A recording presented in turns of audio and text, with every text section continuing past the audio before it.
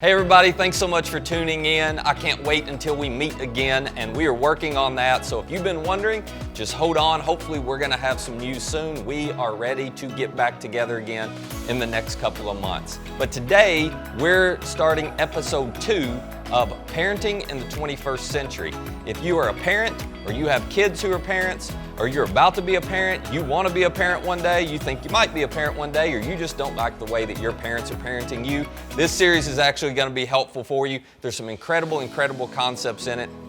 And in just a minute, we're going to join with Andy Stanley in North Point Community Church. He has been a guy who I have learned about parenting from for years. I probably learned more from him than anyone other than my parents. He's got some incredible parenting advice. And so when I found out that he was going to be doing this parenting series, I thought, I want everybody in our church to hear this. And for those of you who are parenting right now, and you have been home with your kids during this pandemic, well, let's be honest, we could all use a little parenting help, couldn't we? So we'll get to that in just a minute. Let me just say, if it's your first time with us, thank you so much. We hope this isn't your last time. We hope this is helpful and encouraging and inspirational for you. And just for tuning in, we've got a gift card for you. If you'll text I am here, all one word, to 94090, we'll send you a Dunkin' Donuts gift card. We'll email you a link to it, and you can have a treat on us. It's just our way to let you know we are for you, and we really appreciate you joining with us today. Now, last thing I want to let you know about is we're still in the middle of this Christmas 4 season that we do as a church, where we give, serve, and love collectively in our communities. You do an incredible job of this all year long, but there's something really powerful about this time of year when we come together and collectively make a big impact. So, we've got our Christmas 4 offering going right now. If you're not familiar with it, every single dime that's given to this offering, we turn around and give away to nonprofit organizations in our communities that we have vetted, that are making an extraordinary difference, and we can promise you every penny you give, it's going to impact somebody's life directly. So if you want to give to it, you can go to givejourney.com, or you can click on the Give tab in our app and just select the Christmas 4 Callaway Fund. And then in December, be watching for the highlight video where we show you what an incredible difference you made. Now, without further ado, it's time to join Andy down in Atlanta, Georgia for episode 2 of Parenting in the 21st Century. Here we go. So here's something to help launch us into today's topic. I want you to think about this.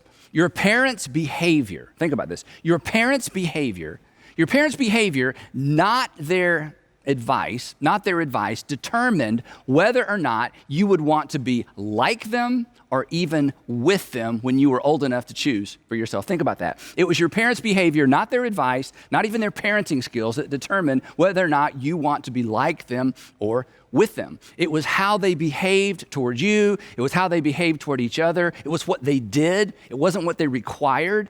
Again, it was their behavior, not their parenting skills, that determined the trajectory of your relationship with your parents. So, and this should give us all a moment to pause, chances are your behavior, not your advice, will determine whether or not your children will want to be like you, or whether or not they even like you. Your behavior will determine whether or not your children will want to be you or even be with you when they're old enough to decide for themselves.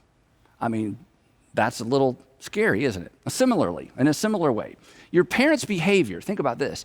Your parents' behavior determined how much respect you had or have for your parents. And respect, this is important, respect creates influence. If there's no respect, there's no influence. And odds are the same will be true with you and your children. If you want influence with your children later, and trust me, you will, you must maintain their respect now. And the way you maintain their respect is how you behave. More on that in just a bit.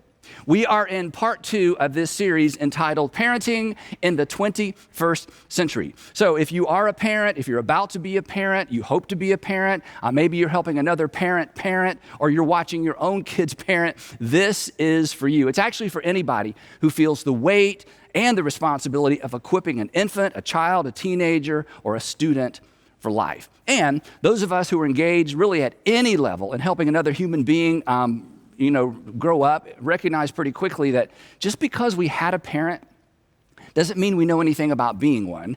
And just because we were a kid once doesn't mean we know anything about raising one, any more than having had a surgery once prepares you for surgery, right? Now, last week, we began by connecting what might be considered two very uncomfortable dots, the dots between marriage and parenting. We discussed the tension between what's real and what's ideal. Then we explored the way that Jesus navigated that tension. He never dumbed down the truth to make people feel better. He pointed to an ideal. He inspired people toward an ideal. But at the same time, he never turned down the grace when people fell short of the ideal. Oddly enough, the people who fell short of the ideal, they actually liked Jesus. They flocked to Jesus. They liked him even though they knew they were not really anything like him. And he liked them back. In fact, the only group Jesus didn't seem to like were those who held up the ideal but did nothing to help those who fell short of the ideal. In fact, on one occasion, a group of religious people came to Jesus and they said, Jesus, you hurt our feelings. You hurt our feelings. And Jesus wasn't having it. Here's what he said to them. He said, woe to you. You don't want to ever be on the other end of a woe to you from Jesus. He said, woe to you because you load people down with burdens they can hardly carry. And you yourselves will not lift one finger to help them. In other words, he was saying, you religious leaders, you weigh people down with the ideal, but you do nothing to help them navigate what's real, the realities of life. But Jesus was different. He pointed toward and he inspired toward an ideal while helping people navigate what was right there in front of them, what was so real. In fact, his sandals were firmly planted in what was real, but he continually pointed to the ideal. As we said last time, Jesus was all grace and he was all truth all the time. Now, if we're talking about parenting, and if you've read much of the Bible, you know that when it comes to good examples of family and when it comes to good examples of parenting, there are virtually none to be found in the Bible. In fact, when it comes to examples of real life family dysfunction, the Bible is actually your go-to source. It is full of family dysfunction. In fact, apparently even Jesus didn't get along with his own siblings. They thought he was crazy.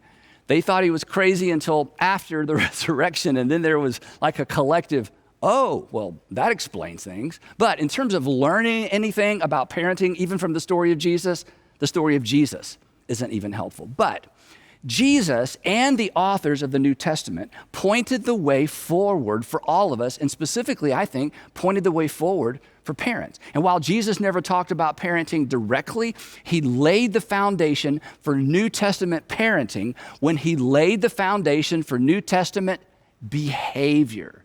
Did I mention that your behavior will determine whether or not your children will want to be like you, with you, or even like you? Anyway, so Jesus laid the foundation for his followers' behavior when he issued his new covenant command. We talk about this all the time. He called it his new command. A new command I give you, he said, not to be added to the existing commands. His new command was designed to replace all the existing commands. As we've discussed before, the Apostle Paul referred to this all-encompassing new command as the law of Christ, which is to love others as Jesus loved us. Now, one of the things that we're fond of saying around here is that following Jesus will make your life better and it will make you better at life.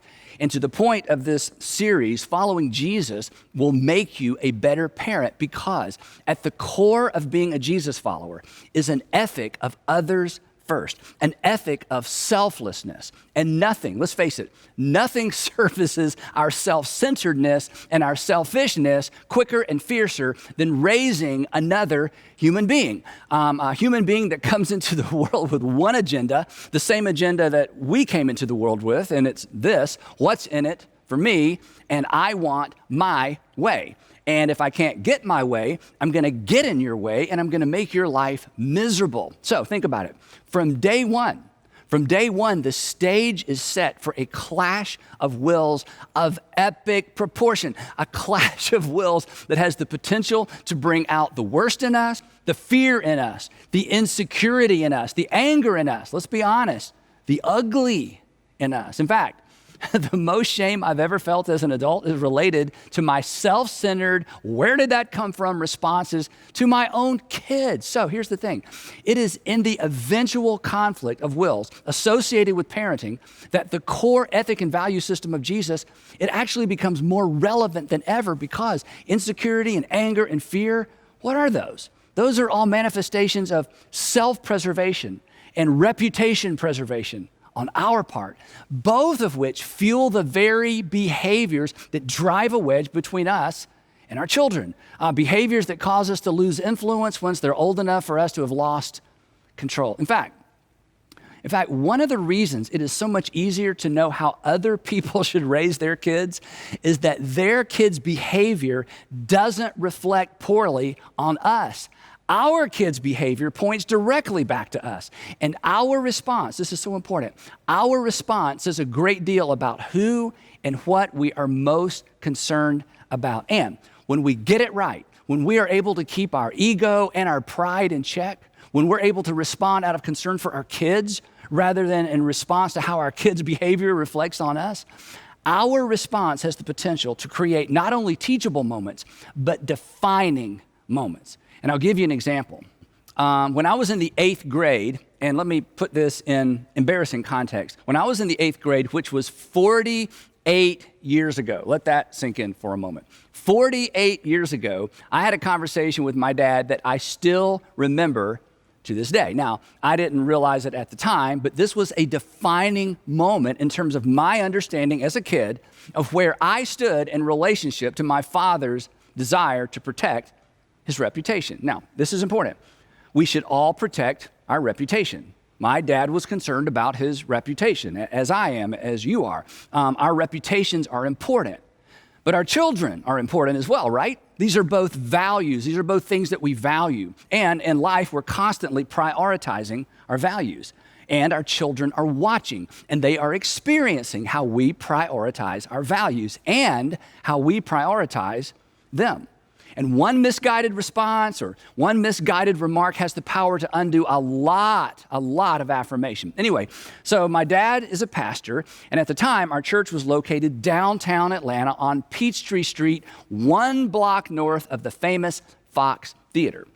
But more importantly to this story, our church was located about 3 blocks east of the Varsity Restaurant. Now, for those of you who have never been to Atlanta, the Varsity Restaurant is the largest drive-in restaurant in the world. But not only did it have slots for cars, back in the day, it had what I will call eating rooms. I don't want to say dining rooms. There wasn't a lot of dining going on at the Varsity. These eating rooms were basically full of plastic chairs all in a row, attached to plastic little tables, think, 5th grader desk, and they're all facing in the same direction toward a television hanging from the ceiling. Now, the Varsity was within walking distance of our church, so right after Sunday school, my best friend Louis Giglio and I would slip out the back, head out to the Varsity, order some food, find an empty eating room because most of them were empty on Sunday mornings, and then one of us would risk our lives standing up on the table attached to the chair to manually change the channel of the television to our church worship service, which was broadcast live on Channel 5. And then we would sit and talk and eat and pay just enough attention to the sermon to be able to comment on it intelligently on the ride home with our parents. We wouldn't lie exactly, we just deceived. Anyway, we would have enough information to give them the impression that we were actually in church listening to my dad preach. And that brings me to this most memorable moment with my father. We were driving home from church. It was just the two of us, and I was sitting directly behind him in our green Grand Safari station wagon. You may remember those. The third seat faced backwards. Anyway, I'm sitting right behind him, so there's no eye contact. And at some point in the conversation, he said, "Andy, Evelyn told me that someone told her that they saw you and Louie leaving church and leaving the church property right after Sunday school." And then he paused. Now, Evelyn was my dad's secretary. We had secretaries in those days. When he said that, I didn't say anything. I assumed I knew what was coming next, and I assumed it would not be pleasant. And then, after what seemed like an eternity, he said something I would never forget. But when he said it, he had no idea I would never forget it. And that 48 years later, I would still remember it. Here's what he said. He said, and Andy, do you know what I told her? I said, no, sir. He said, I told her, you tell your friend to raise her kids and I'll raise mine. Silence. That was it. He didn't follow up with, but if you and Louie ever skip, none of that. He just dropped it and he never brought it up again. And in that moment, I felt drawn in rather than pushed away. I felt important. I felt like my dad sided with me rather than against me. And next week, I'm going to talk to you about how you can side with your kids when you're disciplining your kids, so don't miss next week. Now, I didn't have words for it then, but at a level that I probably couldn't even have understood as an 8th grader, on that day, I knew I was more important to my dad than his public reputation. His ego was in check. He put me first, and I felt it, and honestly, I still feel it. That was some really good parenting. And here's the interesting thing, and this won't surprise you.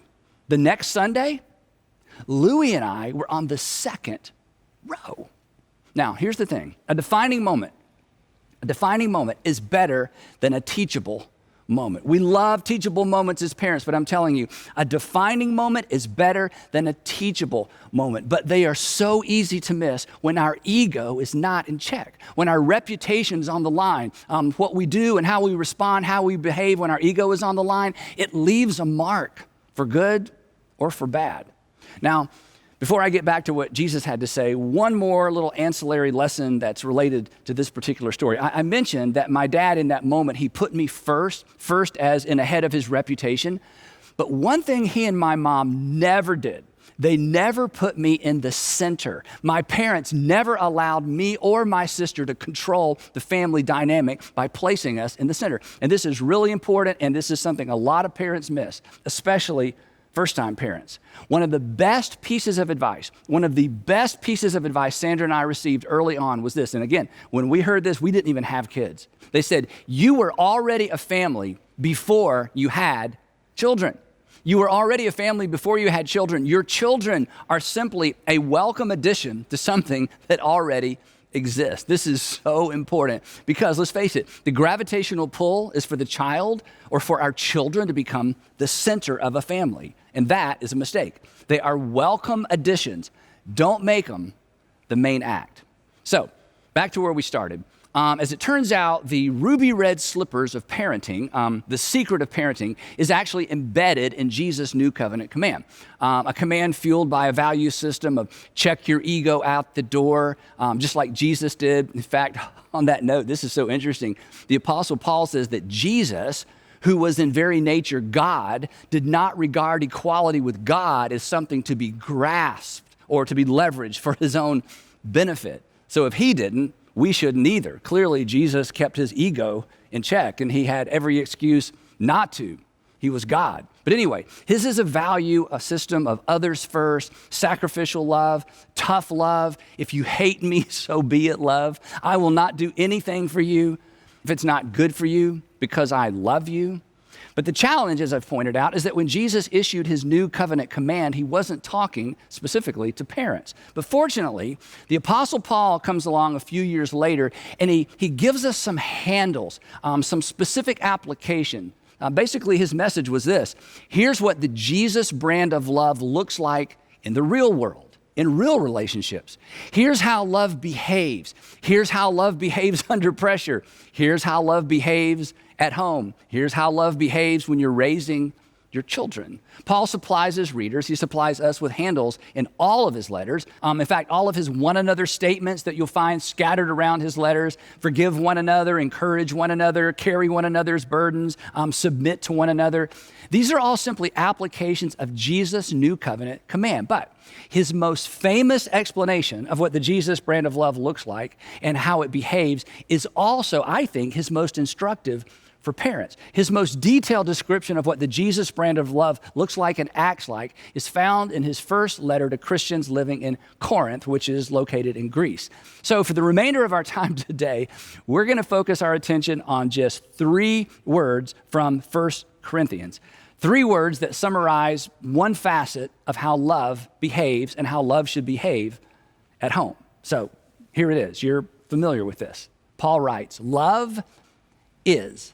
And again, this is not just any kind of love. This is the Jesus brand of love. This is the brand of love demonstrated by Jesus and the brand of love that Jesus' followers are commanded to follow. Even his parent followers, even his step-parent followers. I mean, after all, you love your son, right? You love your daughter. Paul says love is patient. Patient. Why did he have to start there, right? And how did he know? I mean, one of my worst habits when our kids were young was I would say something like this to Sandra. I would say, so you're going to be gone in the morning, so you're going to need me to babysit, right? She'd say, no, you don't babysit, you parent. You're the parent. I'd be like, oh yeah, but it kind of feels like babysitting because it feels like an interruption. I had to stop. I had to slow down. I had to move at someone else's pace. That's what love required of me as a parent, because love isn't pushy, it's patient. And honestly, whenever I read this verse or think about this verse, I always think about this picture. This is a picture of Sandra's dad walking on the beach at Hilton Head, South Carolina with our middle child, Garrett, when he was obviously very young. Every time I look at this picture, I think 2 things. I think, number 1, grandparents are more patient than parents. And the other thing I think about is this. What happens, think about it, what happens when we refuse to move at another person's pace? And this is Paul's point. Love chooses to move at the other person's pace rather than requiring that person to move at ours. And the reason this is so hard is because patience isn't natural. Your natural pace is natural. But here's Paul's point. Since God moved at our pace, we are to do the same for others. And we are to do the same for our children. If not, what happens? Literally, what happens? Think about it. If we insist on moving at our own pace, what happens? We separate ourselves. We separate ourselves from our children. Physically, when we're walking, but emotionally and relationally, when we push them beyond their capacity, we separate and we frustrate. It's interesting to me that the only specific thing, this is amazing, the only specific thing Paul says to parents about parenting is pertain to this very dynamic, and he directs it to, no surprise, to fathers. In a different letter, here's what he writes. He says, fathers, do not exasperate your children. Don't provoke them. Don't stir them up. Don't insist on winning. Don't insist on outsmarting, out-talking. Don't push too hard. Don't move too fast. He says, if you do, here's the end result. You will be separated. They will be discouraged. They'll be discouraged. They'll be disheartened. They eventually just lose motivation. They'll just stop because they can't keep up. And again, the result, separation. Again, how did Paul know? And how interesting, and yet maybe not surprising, that he didn't address this to moms and dads. Just me, just fathers. Love is patient. Now, I know what some of you are thinking. I understand this because I think and I thought the very same thing. You're thinking, but Andy, okay, look, Andy, that's great. I'm glad that's in the Bible. But if we don't push our kids, if we don't expect more of them than they expect of themselves, if we don't ensure they reach their maximum potential, then they may not turn out. To which I would say to you, turn out what? In fact, I'll finish the sentence for you. Then they may not turn out the way you want them to turn out. They may not become what you want them to become. So let's pause and think about this for a moment. Is that really what you want? Wouldn't it be better to discover what they were born to do, who they were born to be, and facilitate that? That's what great parents do. I have never met a father. I'm sure they're out there somewhere, but I've never met a father who wished he had been harder on his children. I've met plenty of fathers who have little to no relationship with their adult children because they were so insistent that their kids become what they failed to become themselves, or because they felt like their kids were going to fail to become what they had become. So inspire your kids, of course. Motivate, of course. Pushed to the point of exhaustion and frustration? No. Compare and shame? No. Because parents, that's about you. That's not about them. Let's not kid ourselves. Besides, this might help. Do you know what the number one predictor of relational and professional success is? The number one predictor, not just professional success. And again, as parents, sometimes we get really focused on that. But do you know what the number one predictor of both relational and professional success is? Self-awareness, which is the cousin of emotional intelligence, which results in personal security as opposed to insecurity. And do you know what the number one contributing factor is to a person's security, their EQ, their self-awareness? Their home life. Now, last week I told you that one of the advantages that Sandra and I had was that my job allowed us to get to know some amazing parents, some parents who maintained really great relationships with their kids all the way through middle school and high school and beyond. And one dad in particular, his name was Don, gave me some great advice. Actually, it wasn't advice. He just told me a story about he and his son that I took as advice. And again, you're going to think I'm making this up. This was long before we even had kids. Anyway, his son, also Don, had just graduated from high school and was starting college. And his dad told me about a conversation he had with little Don as he was headed off to school. Now, like most high school graduates, Don, his son, had no idea of what he wanted to do when he grew up. So his father was helping him make the transition. And during the transition, he said to his son, he said, Don, look, whatever you want to do with your life, I'll support you. And I'll use my influence to help you any way I can. But until you know what you want to do, will you trust me to point you in a direction so that you go into college with some sort of direction? And look, the moment you figure out what you want to do, all bets are off. I'll just support you in whatever you want to do. But will you at least take my advice and let me direct you going in, point you in a direction? And his son, Don, said, sure. Now, of course, the fact that his son would take that kind of advice from his dad said a lot about their relationship anyway. They were one of the families that we paid close attention to. So he suggested that his son, Don, begin, go to college and pick a business major. And he told him specifically what he thought he should focus on in business school. And he said, you should go into business school with the goal of going to law school based on Don's aptitude and his personality, but not necessarily his interest at the time. So that's what his son did. He went to college, he majored in business, he finished college, he got into law school, and today he's a very successful attorney in the Atlanta area. Now, again, this was before we even had kids. And when he told me that story, I thought, that is such a great approach. You choose, but until you choose, will you trust me to choose for you? So, no lie. 20 years later, my oldest son, Andrew, is headed off to college with no idea of what he wants to do and little idea of what he wants to major in. So I gave him Don's speech. I said, Andrew, will you allow me to point you in a direction until you know what you want to do? And he said, sure. And I suggested he get a finance degree based on, again, his aptitude, but not necessarily his interest at the time. I just felt like that would set him up for a variety of opportunities later on. And I assured him, hey, if you change your mind after your freshman year or you change your mind midstream, no problem. I just want you to go in with a direction in mind. So that's exactly what he did. He stuck with it. He graduated with a finance degree, and right out of college, he landed a great job. Then, after about a year of working there, and some of you know this, he started going to comedy clubs at night. And before long, he was on stage doing comedy for $20 and a burger. And then after a couple of years of that, we had the talk.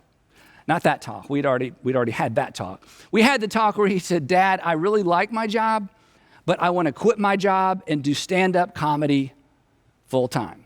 And I said, Andrew, I did not pay out-of-state tuition for 4 years so you could just throw it all away on some harebrained idea that isn't going to pay the bills. Besides, what are people going to think when they find out that my son... No, I didn't do that. Because my responsibility as his father isn't to decide what he does with his life. My responsibility is to put my weight behind what he decides to do with his life. It's his life. Besides, that was the deal. And honestly, it was pretty easy for me and Sandra because that's the way we'd been parenting all along. It's what we saw other great parents do. But maybe more importantly than that, that was really the way that both of us were parented. If I heard it once, I heard it 1,000 times from my dad. Andy, all I expect from you is that you do your best. All I expect is that you do your best. And did I always do my best? No. But I do now. Love is patient. Love is patient. Love is not pushy. Love does not exasperate. Love doesn't drive a wedge. Love doesn't allow ego and reputation to dictate the tone or the pace of the relationship. Love picks up on someone else's natural pace and rhythm and adjusts their pace and rhythm accordingly. And love, because of patience, maintains influence all along the way. Love is patient. So, a couple of questions as we wrap up today's episode. Who feels rushed by you? Who feels unnecessary, maybe even unhealthy pressure when you walk into their room, when you walk through the front door? Who are you driving away in your effort to bring out their best? And what would it look like? You don't have to commit to this, just think about it. What would it look like? What would it require from you to adjust your pace to theirs? And I know for somebody watching today that scares you to death. But let me tell you what you should fear more: losing a relationship with your child now or your child later. What would it take? What would it look like to adjust your pace to theirs? That's what love, that's what the Jesus brand of love requires of you. It requires us to tame our pride. It requires us to protect our children rather than always trying to protect our reputations. And then there's this. If you live long enough, you're going to slow down. You're going to need those around you to adjust their pace to your new pace. It will require patience from those that you love the most and those that you hope love you most. So I hope you raise patient children who've seen what it looks like to adjust their pace to the pace of those they love. Just something to think about. And we will pick it up right there next time in part 3 of Parenting in the 21st Century. Well, I don't know about you, but I've got plenty of things to work on now. I've got plenty of notes. So hopefully that was helpful to you as well. Hey, in just a minute, our band's going to end with one final song. You do not want to miss that. They have served us so well throughout this pandemic. We're so grateful for them because the music that they have created for us, it's been the inspiration, the encouragement so many of us have needed on some really tough days. Speaking of that, you, because of your generosity, have enabled us to provide a lot of encouragement, inspiration to people over the last several months, and we continue to be able to do that because of your support, so thank you so much. If you want to give today to help support us as we continue to inspire more people to follow Jesus and we continue to be for our communities, well, you can go to givejourney.com, or you can open up our app and just click on the Give tab. It's simple. You can give in 30 seconds and be on your way. Thank you so much for your support. Now, this final song the band's gonna leave us with is a great reminder that no matter what you're facing and I'm facing, and we faced plenty and we're still facing plenty during this season, we're not doing it alone. That's what I love about this. It's a reminder that God really is with us and He's for us through it all. So I hope you find this encouraging. Here's our band.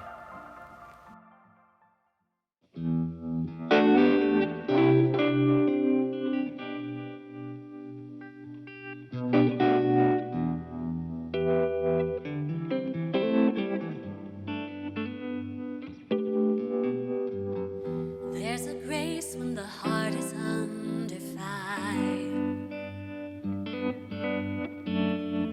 another way when the walls are closing in. And when I look at the space between where I used to be and this reckoning, I know I will never be alone. There was another in the fire, was standing next to me. There was another in the waters, holding back the seas. And should I ever need reminding of how I've been set free, there is a cross that bears the burden where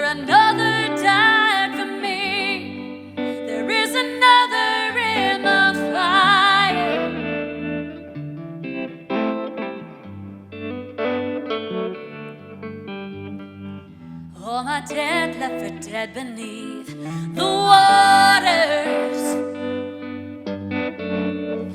I'm no longer a slave to my sin anymore. And should I fall in the space between what remains of me and this reckoning, either way I won't bow to the things of this world. And I know I will never be alone. There was another in the fire, was standing next to me. There is another in the waters, holding back the seas. And should I ever need reminding what power set me free, there is a grave that holds nobody, and now that power lives in me. There is another in the fire, oh, another in the fire. There is another in the fire, oh, another in the fire. There is no other name but the name that is Jesus. He who was and still is and will be through it all. So come what may in the space between all the things unseen and this reckoning, I know I will never be alone. There'll be another in the fire, oh, standing next to me. There'll be another in the waters, holding back the seas. And should I ever need reminding how good you've been to me, I'll count the joy coming